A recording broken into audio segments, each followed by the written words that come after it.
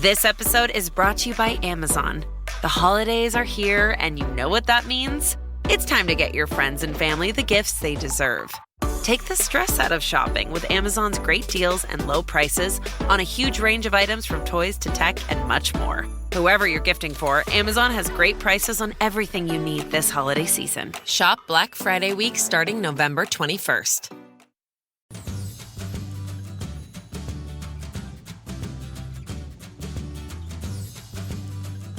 As a mum, I completely understand the constant niggling worry about your baby's developmental milestones. This week, I am joined by Ciara McClarey. Ciara is passionate about spreading awareness of baby and child development and how parents can help to support their little ones. Feeding and sleep are just so vital and crucial to get your head around in those sort of early days and weeks and months. So for mums listening, Ciara, who maybe are concerned about delayed milestones, when should they seek advice from a professional? The general healthcare advice is to see your GP or local peds physio if they're sort of not meeting milestones at set sort of age range, and that's just there just to be a guide. Hello, I'm Pip, and welcome to the Midwife Pip podcast, the home of expert information and real chats on all things pregnancy, birth, and beyond.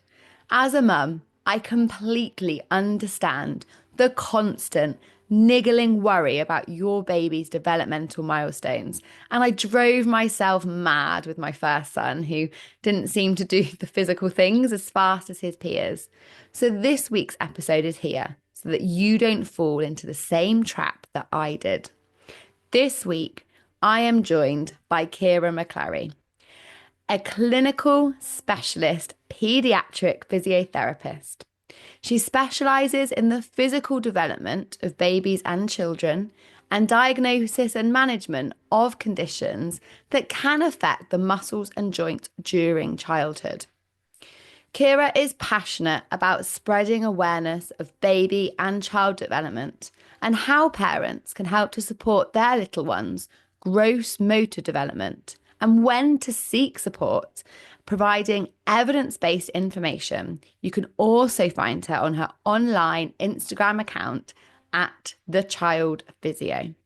So welcome, Ciara, and thank you so much for letting us steal you away from your very busy life. We were just speaking about the relentless winter bugs, and you've got twins that were hit with them, so double the intensity and hard work. So thank you so much for making time to speak to us today. Oh, no worries. Thank you so much for having me on.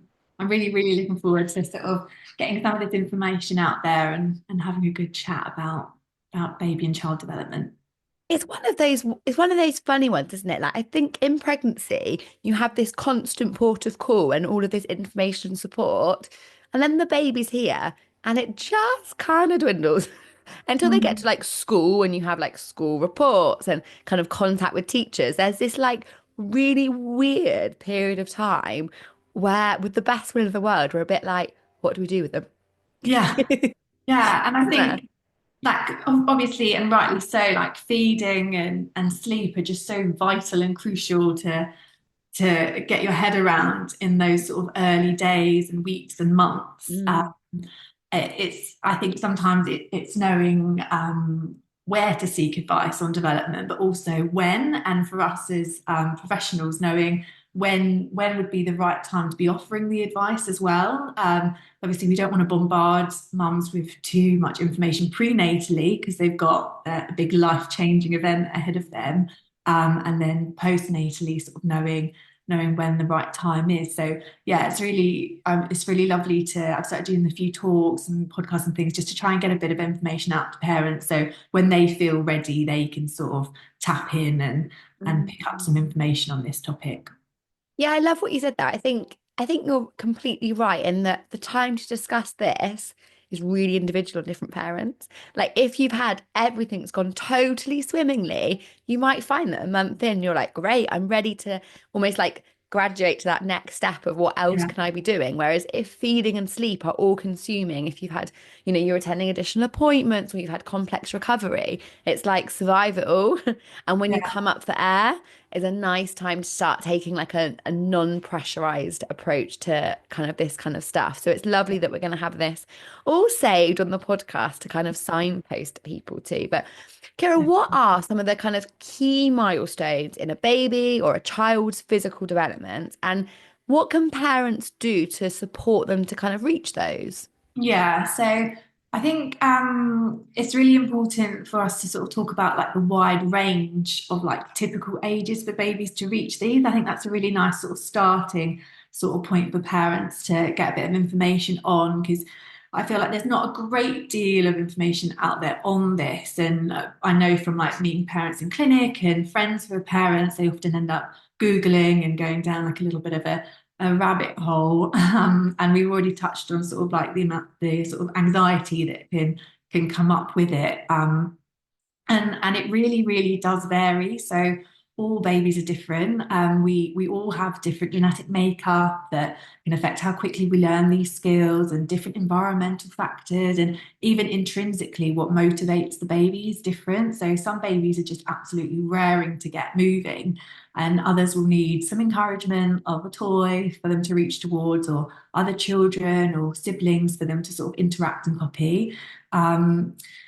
And I see this all day firsthand at work and at home as well. So we were speaking before. So I have twins who are 1, they're nearly 2, and they've got access to the same toys, same sort of home environment, but up to this point they've reached all their sort of motor milestones at different points. And even with walking in particular, they were at least a couple of months apart. So there was quite a bit of a variance between them for that, but it was all still sort of within typical. And it can just be too easy for us to sort of compare our own children with our sort of friends' children within our sort of mum groups, um, which is natural, obviously, because we all just want the best for our children. But like we were saying, I think it'd be really lovely to get this sort of information out to parents on the varied ranges. And hopefully that can be a nice starting point to offer a bit of reassurance to parents. Have you seen the Bluey episode, Baby Race?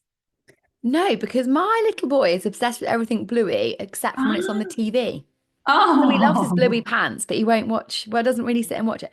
But then that's probably because, ironically, the boy can't sit still, like it's physically oh. impossible for him. However, what you were just saying about that normal range in comparison, and I've spoken about this on the podcast before, when he was little, he was really slow, and I'm doing that like finger thing because we know it's not actually slow, it's normal. Yeah. But compared to his peers and everyone at our baby groups, he never rolled, he just never did.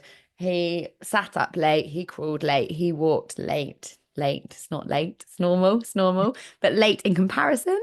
And I left baby groups in floods of tears so many times. I was like, there must be something wrong. I must be failing him because he's not doing this and all of these other children are. And now I have got that child that cannot not be physical all of the time.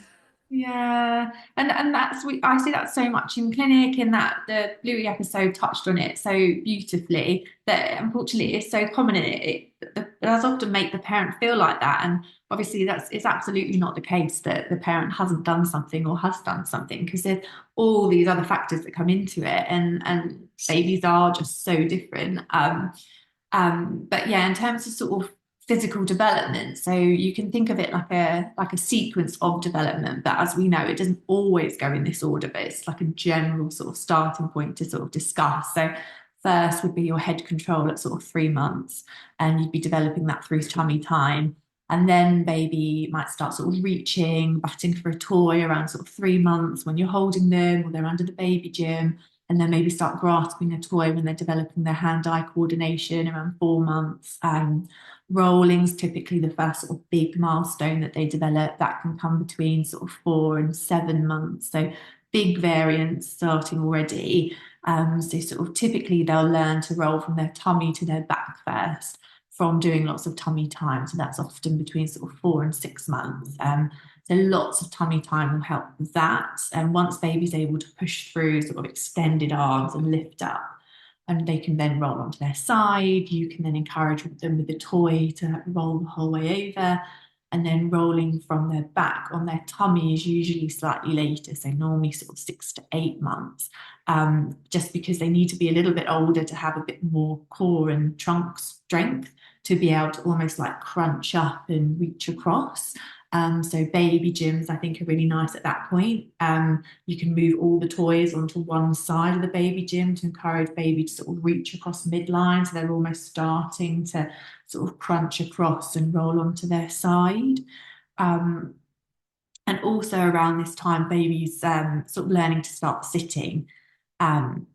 Which again sort of develops their trunk strength and helps with rolling. So sitting's typically between sort of 5 to 8 months, most typical around 7. So you can sort of start propping baby up, sitting behind baby, propping them up with pillows.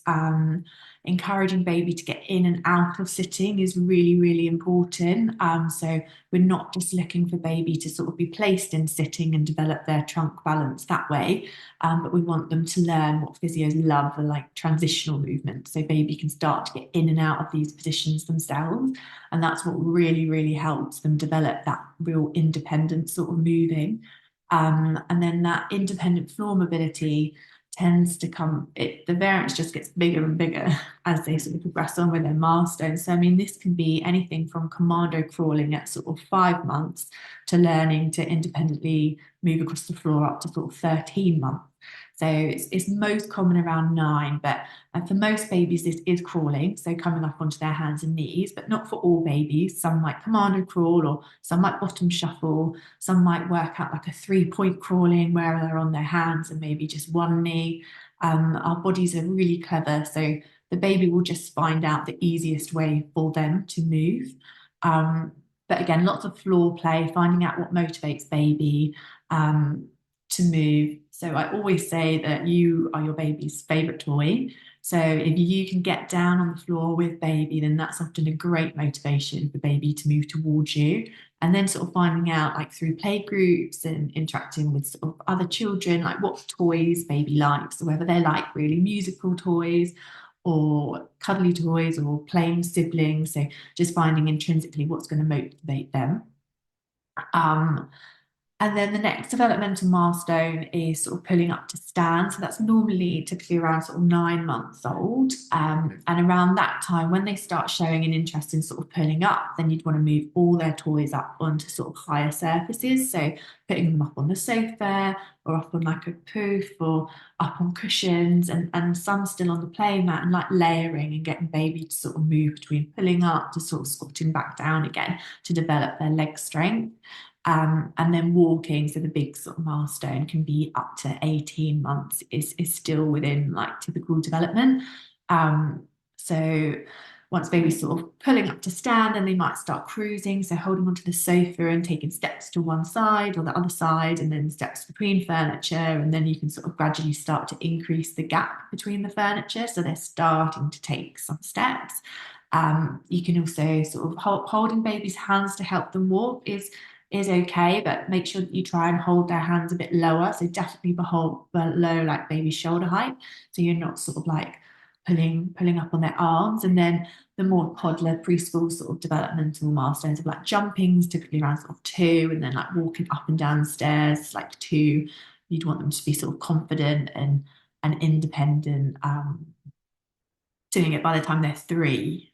So they're sort of the bigger milestones, but then also on the way to reaching those big milestones, there's also lots of mini milestones that we've sort of touched on. So use them as like a guide and sort of celebrate them as well. So like if you can see that your 16, 17-month-old, maybe they're not taking independent steps yet, but they're really confident, nicely cruising, they're starting to take steps between furniture, then use that as a really nice guide that they're definitely on their way to reaching those milestones. Yeah, it's so helpful. Thank you for running through that. And I love that you gave everything in that range. And I think, my key takeaway for parents listening would be to be aware of that range and to recognize, we're all so unique. If you and I both decided today that we were going to learn to play, I don't know, the piano, we're not going to both do it and nail it in 4 months. Like No. it's such a range, isn't it? But because I think with little people, each month feels massive, doesn't it? Because of how much they grow and evolve, that we suddenly feel like this month is this huge thing. Whereas in the grand scheme of life, a month is literally nothing, is it? Like it's Yeah. such an insignificant time frame in the reality. And one of the things that you talked about, especially with our littler babies, is tummy time. Yeah. And would you mind just kind of summarize? Because feel like parents know that like tummy time is this great thing to try and do, and some babies are more willing to obey with that than others naturally. But would you mind just explaining to mums listening a little bit, Ciara, kind of the importance of tummy time and how it does aid their kind of physical development? Yeah. So like I agree. I think tummy time can get a bit of a bad rep, and it really does get drilled into us, doesn't it, as new parents, that we need to do tummy time to start it straight away. And there's these World Health Organization guidelines that we should be doing 30 minutes a day.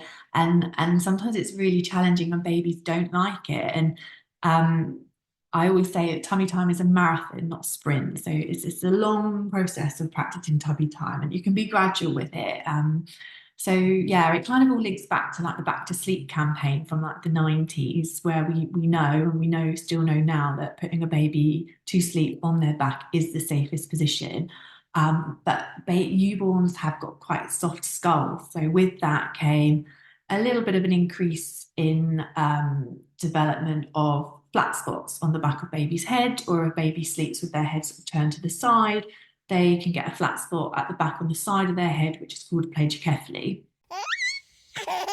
My brand new book, Midwife Pip's Guide to a Positive Birth, is now available. So much more than a book, this is a guide that allows me to hold your hand through your birth preparation journey. With over a decade of experience and knowledge packed in to ensure you really are empowered in the way you deserve to achieve a positive birth, regardless of the twists and turns that crop up.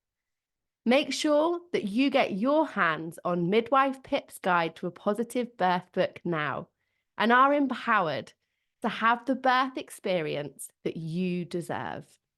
So, and that kind of thing, if you picked up something like that, you'd want to check in with your GP, and we can give you positioning advice to sort of help with it, and just make sure that that is what is causing the flat spot and it's not anything else. So to counteract this, we're really encouraged. One of the reasons we're encouraged to do tummy time is to counteract the sort of increased risk of developing flat spots on baby's head. So by baby being off their back, it helps take the pressure off the back of their head, so baby can develop a lovely sort of round head.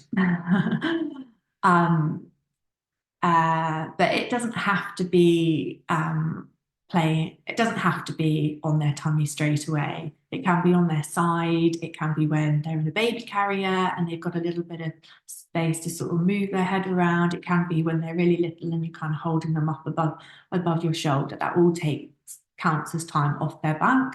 But developmentally, why we love tummy time is because it's really important position for baby to learn first sort of growth milestone of head control. So it's while they're on their tummies that they learn to lift their heads up against gravity and develop a lot of their head and neck control around sort of 3 months. And then that does form then the basis and foundation for developing that lovely sort of sequence of typical sort of motor development, of then learning to sort of pivot when they're on their tummy and move around in circles, starting to push off to roll, pushing up on their hands and knees, or commando crawl. So it's a great foundation for their motor development. But like I said, it doesn't have to start with putting newborn baby on their tummy on the floor, because obviously newborn babies in the 4th trimester, they want to be held, they want skin to skin, they want connection with you, you want connection with them. So a really lovely way to start is with baby on your chest, and then when you're comfortable and they're comfortable, you can recline back and baby can lift their head up against gravity. You can also use the sling, like I said, holding them on your shoulder, lying on their side. And then when baby's a little bit stronger, you could maybe start, when you both feel comfortable, putting them on a wedge on the floor, so they're propping up on their elbows, starting to lift their head a little bit more against gravity. Then eventually sort of having arms over like a rolled up cushion or towel, and then baby sort of pushing up directly on the floor when they're a bit bigger, sort of 4 months onwards, and starting to develop some sort of strength and control in their upper back. But I think it's because that's why I say it's always a marathon and not a sprint, because the next sort of big developmental milestone is like rolling, which might not be until sort of 5, 6 months. So it's quite a long time of feeling like you're doing a lot of tummy time, especially if baby has reflux. It can be really challenging, but that sort of recommended 30 minutes can definitely be broken up throughout the day. It can be in this different sort of variety of positions, which is really lovely for baby to experience. And hopefully that sort of provides a little bit of reassurance that there's different ways you can do it. It doesn't have to start with on the floor from sort of day one. And yeah, it'd just be really lovely, I think, if parents sort of if the pressure was taken off parents a bit with tummy time. And it can be seen more as time in the wake window when baby's awake. Because I remember when my twins were little, those wake windows when they're tiny just fly by because you're so busy with feeding and everything else that has to be done. You're left with a tiny amount of time where you can actually feel like you can just interact with baby when they're awake. So it can be a lovely bonding time, lots of lovely positions that you can be in to sort of be face to face with baby and interacting. And actually, I think, some of these positions you mentioned, like baby over your shoulder or reclined after feeding and things, actually, parents are probably doing little bits of tummy time without actually noticing. But when we Yeah, think of tummy time, we think that, that like final part of it that you mentioned, like on the floor. And yeah, one of the things that drives me mad, Ciara, is the marketing on tummy time like devices and like special cushions. And like you just said, like a rolled up towel, a pillow. You don't have to be purchasing extra items for tummy time. Like a no, rolled up blanket and your face is golden. Like that's literally all you need. yeah. And if you still have your pregnancy pillow, or which I think most people end up Yes. carrying on them. Everyone ends up with a pregnancy pillow. Yeah, they're ideal. They're ideal, exactly. Yeah, yeah. And you can make wedges out of ways of folding up towels and things like that. Yeah, yeah. Doesn't need to be like this overcomplicated thing, does it? Like it's sometimes I think with parenting and motherhood, especially in the early days, stripping things back is so much more effective, isn't it, than overcomplicating it, Yeah. for sure. Now, let's talk about delayed milestones, because ultimately that is what we're all worried about. That is what we're all trying to avoid, aren't we? So for mums listening, Ciara, who maybe are concerned about delayed milestones, when should they seek advice from a professional? And what does that look like? Like, where do they go? What happens? What might they expect? Yeah. So in terms of delay and sort of gross motor milestones, so those bigger sort of physical milestones, sort of the general healthcare advice is to see your GP or local peds physio if they're sort of not meeting milestones at set sort of age range, and that's just there just to be a guide, just to be safe, just so parents have a kind of point that when they get to that actually check in now, just so we can make sure. Um, it's just so we can provide advice and help, and also make sure that there's not anything else going on that could be affecting their development. So the general sort of advice for that would be if they haven't got head control at 3 months. So if you find that at 3 months their head's still lagging, you're still having to support their head when you're holding them, when you are doing your different positions off their back, starting tummy time, that they're not quite able to lift their head up yet, that would be a point to sort of check in. If they're not showing signs of rolling, generally at 7 months. If they're not sitting around 9 months.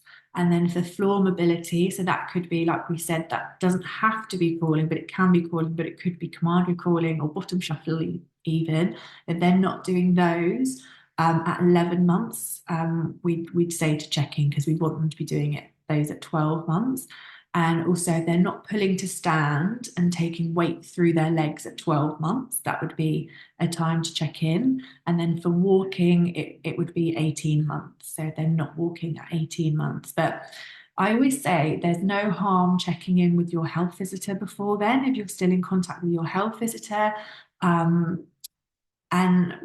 I work in the NHS and in private practice. And in the NHS, we where I work, we have a great relationship with the health visitors in our community, and they can always pick up the phone and they can ask us on behalf of the parent, and we can give advice and things like that over the phone and reassurance of whether a referral is needed or not. So, and they can help with access to different sort of groups in the community, which can really help with development.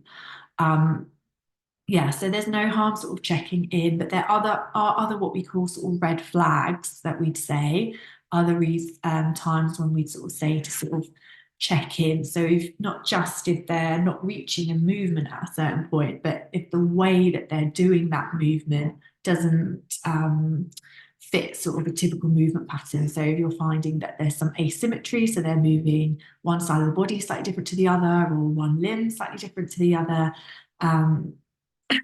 With babies, they can sort of develop some tightness in some of their joints, and that can develop in utero or during birth or due to sort of positioning. So if you're noticing that they've got a preference of turning their head to one side, or they're not fully turning their head to both sides, they could have a bit of tightness in their neck. So we definitely want you to check in. And check in as soon as you notice these things. So by going to your GP or letting your health visitor know as well, or seeing a local paediatric physio if you have direct access to one. The other thing, like we touched on, is sort of flat spots on the back of baby's head. So if baby seems to be developing a plagiocephaly, we'd say to check in. If there's any stiffness in any joint, so the most typical ones we see are sort of stiffness in the feet.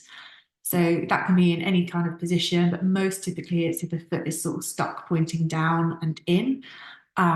We'd say to check in.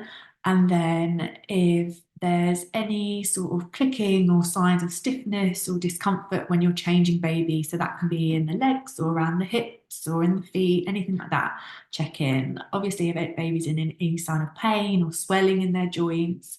And then another one is that another sort of red flag is if they sort of meet their motor milestones, but then they have a regression in their milestones. So say they learn and develop a skill such as sitting or crawling, but then they stop doing it.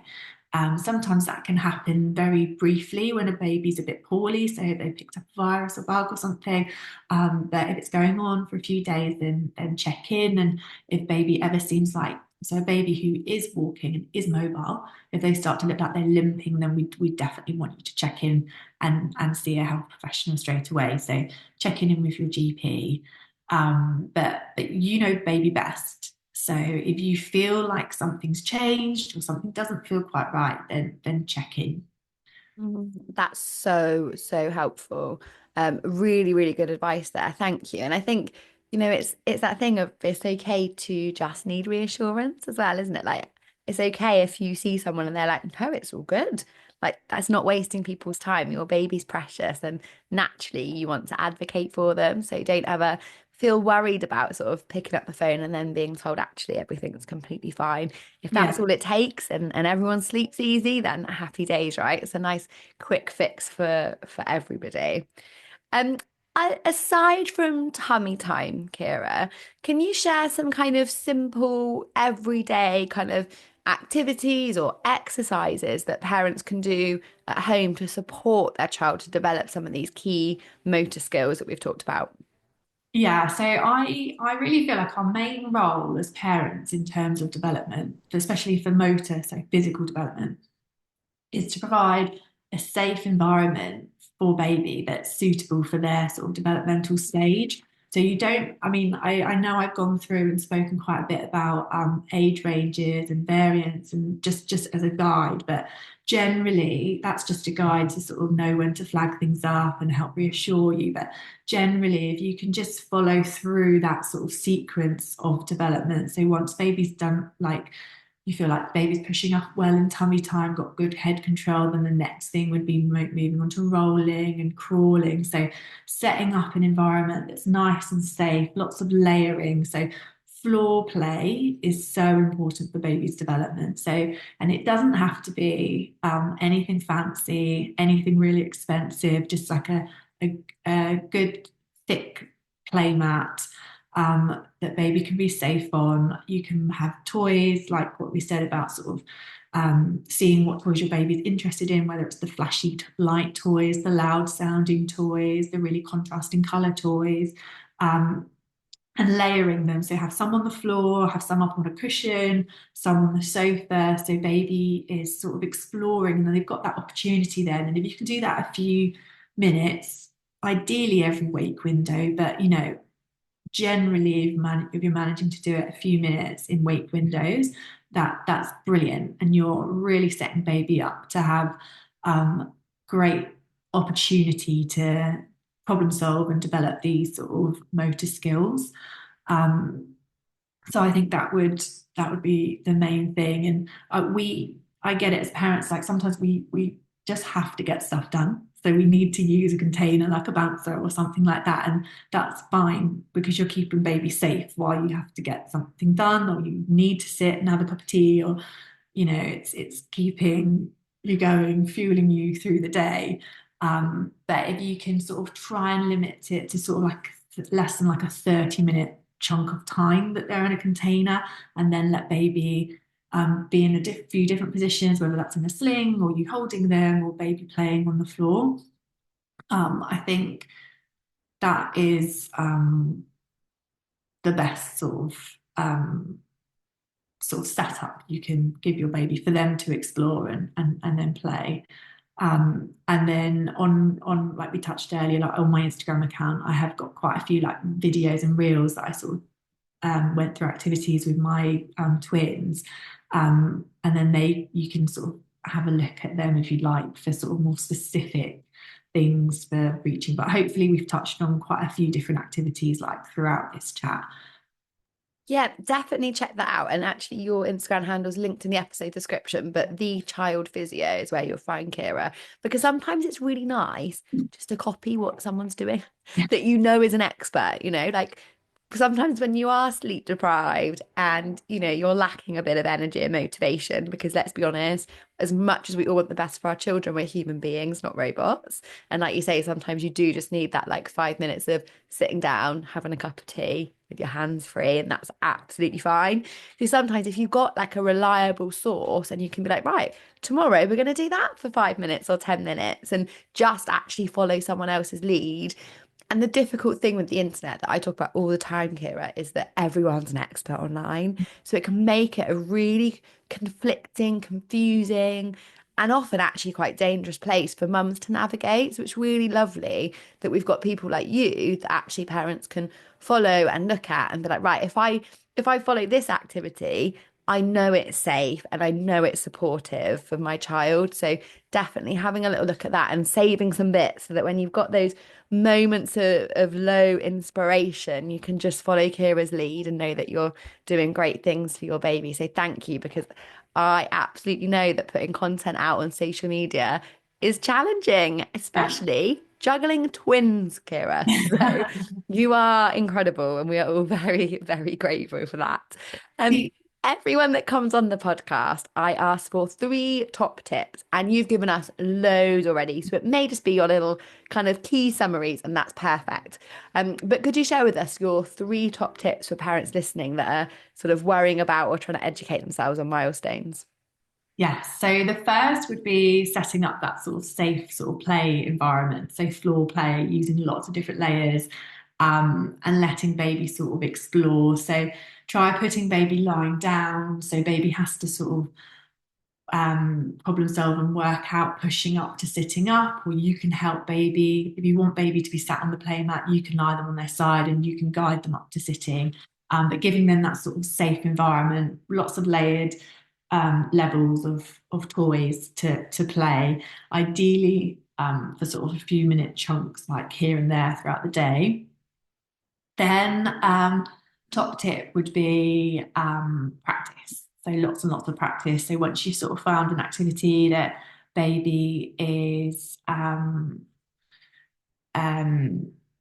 starting to develop, so sort of they're working on their rolling, so giving them lots of opportunity in the day to practice rolling. Like we've all been there, where you're woken in the night and you look at the monitor and you can see baby practicing their rolling, or baby up on their hands and knees and practicing their rocking because they're raring to go to get crawling. So giving baby lots and lots of practice. So they've got the most brain cells, I think, at any point in their life up to sort of the age of 3. So the more they practice these skills, and it's through that repetition that they really develop the connections between these brain cells and really hone in and learn these sort of gross motor skills. So lots of practice. So I'd say the environment, practice.